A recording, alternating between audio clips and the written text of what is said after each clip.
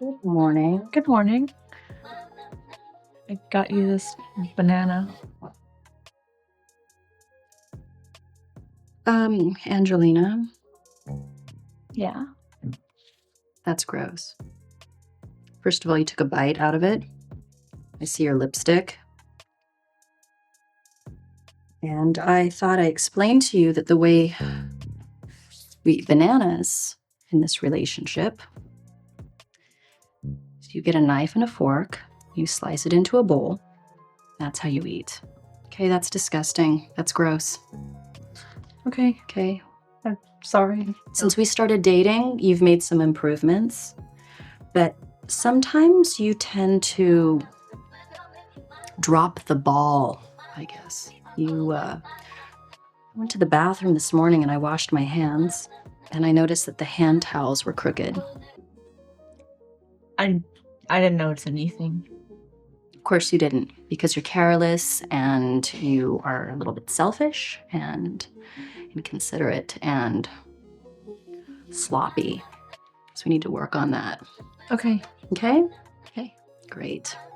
In this scene, the dynamic between Angelina and Misty unfolds as a quietly powerful narrative about queer women negotiating control, self-worth, emotional safety, and the longing to be truly seen. And what makes the moment so resonant, especially when examined through a queer, emotionally grounded lens, is how clearly it depicts the subtle ways psychological manipulation can disguise itself as structure, help, or support, leaving someone like Angelina confused about whether the relationship she's in is loving or suffocating, nurturing or consuming. And this uncertainty speaks to the lived experiences of many queer women who have internalized the belief that they should be grateful for any relationship at all, especially in a society that once told them their desires were shameful or frivolous and therefore not deserving of high standards. Dana doesn't scream or throw things. She manages, corrects, scolds, and belittles under the guise of improvement, which mirrors the kind of emotional coercion that often goes undetected within queer relationships because the world tends to romanticize same-sex intimacy as inherently egalitarian or gentle, a perception that obscures how power imbalances can form between any two people regardless of gender or orientation. And queer women viewers may see pieces of their own pasts in Angelina's apology-filled responses, her hesitations, her shrinking sense of autonomy, and the way she talks herself into believing that Dana's demands come from a place of love rather than control. When Dana chastises her for how she eats a banana, for the hand towels being crooked, for her selfishness, she is rewriting reality in a way that forces Angelina to doubt her own perceptions, something many women, queer or not, will recognize as a tactic that isolates and disempowers under the banner of helping. The demand that Angelina pay for Dana's classes, the requirement that she read a self-help book so that Dana can begin something unspecified later, the instruction to be showered by a certain time because Dana expects intimacy, all paint a portrait of someone who uses routines and rules as armor, masking insecurity, fear of abandonment, or an unexamined hunger for control. And queer viewers may notice how much of this stems from dynamics specific to marginalized communities, where scarcity, emotional, financial, or social, can lead people to cling tightly to partners, even when doing so means carving away pieces of their partner's independence. Angelina's compliance is heartbreaking because she does not yet have the emotional safety to ask herself what she wants. She has been trained, whether by Dana or by life before Dana, to prioritize not conflict resolution, but conflict avoidance, which reflects a broader social pattern in which women are conditioned to maintain harmony at the cost of their own well-being. And queer women in particular may feel pressured to prove that their relationships can work, can be stable, can be healthy, even when they are privately crumbling. Enter Misty, whose presence injects into the scene the kind of warmth, clarity, and refusal to indulge self-blame that often characterizes the role best friends, or chosen family, play in queer women's lives.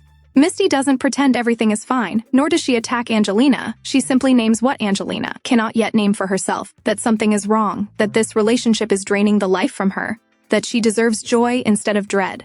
And this moment of naming becomes its own kind of emotional rescue, because visibility is the first step toward liberation, and queer women watching may recognize how significant it is to have someone in your life who can act as a mirror when you have forgotten what your own face looks like.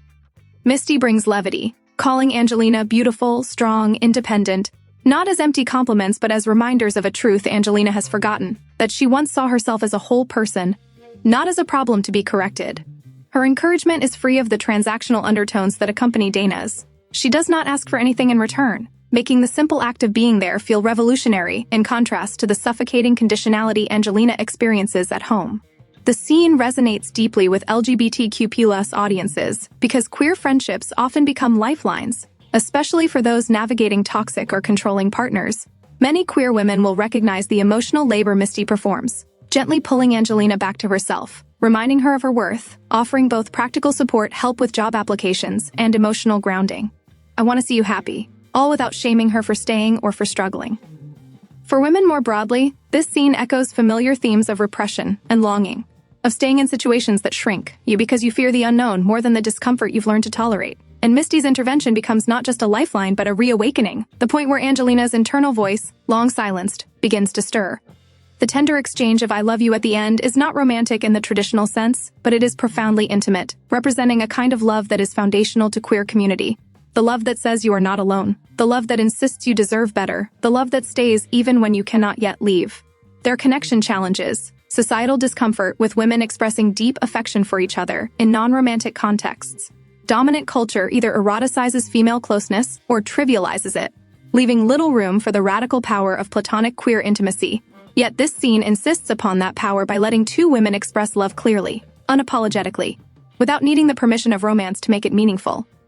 Symbolically, Dana represents the forces, both interpersonal and societal, that attempt to control queer women's lives, restricting their agency and encouraging self-doubt, while Misty represents the counterforce, chosen community, empowerment, solidarity, and the courage to imagine a life not defined by someone else's rules.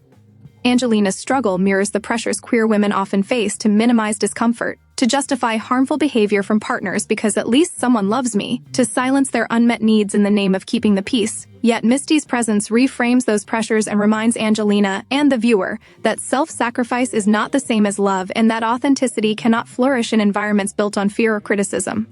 Ultimately, the scene becomes a story of queer visibility in its most personal form, visibility not as public activism or political declaration, but as an internal shift where a woman begins to see herself again because someone else has held up the mirror for her.